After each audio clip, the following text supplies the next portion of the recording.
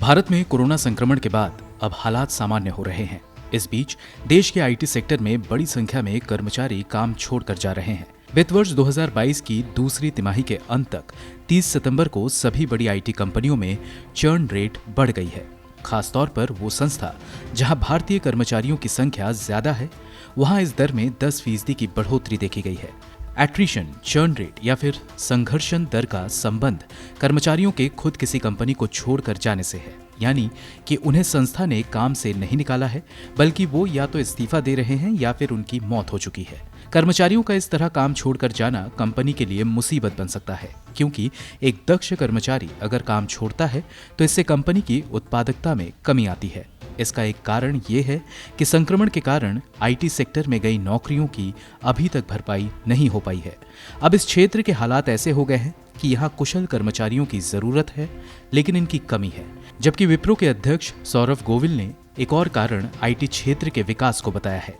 उन्होंने कहा कि एट्रिशन का कारण इंडस्ट्री में विकास का माहौल है और अप्रैल से जून के बीच ये और ज्यादा बढ़ने लगता है। इस साल अगस्त में CMIE के मैनेजिंग डायरेक्टर महेश व्यास ने कहा कि रोजगार पिछले साल के मुकाबले 57 लाख कम था। ज्यादातर नौकरियां शहरी क्षेत्र में गई थीं और वेतन पाने वाले लोग जिन्होंने नौकरियां गंवाई थीं, उनके फिर से रोजगार पाने की गति काफी धीरे थी। शहरी भारत में भी नौकरियों के जाने से संतुलन बिगड़ गया। उदाहरण के तौर पर एक विश्लेषण के मुताबिक अगस्त 2021 तक कुल रोजगार में इसकी हिस्सेदारी 32% की थी, लेकिन नौकरी गंवाने वाले लोगों में 65% शहरी भारत के थे।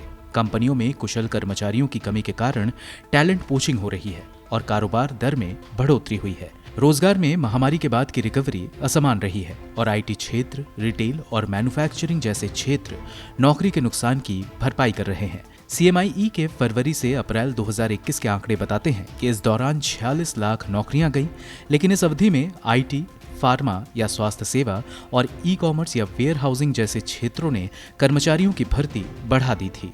द हिंदू ने जून 2021 की एक रिपोर्ट में लिखा था कि आईटी में कुशल तकनीकी नौकरी जैसे sales developer, application developer, site reliability engineer और लीड एडवाइजर के लिए मांग बढ़ गई है और कुछ खास नौकरियों के लिए 30 से 50% के वेतन प्रीमियम भी दिए जा रहे हैं।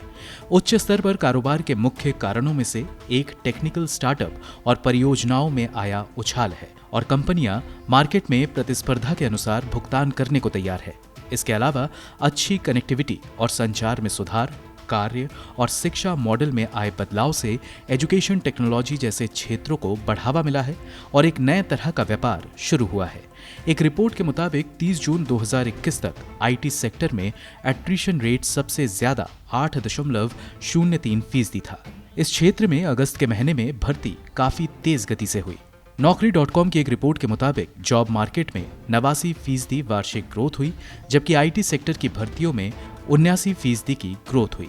इसलिए ये देखा जा सकता है कि बाजार में बढ़ी हुई एट्रिशन रेट के लिए अनुकूल हालात हैं। कर्मचारी ऐसे बाजार में बेहतर अवसर तलाश रहे हैं और ढूंढ रहे हैं जहां कुशल आपूर्ति सीमित है। ब्यूरो रिपोर्ट, गो न्यूज।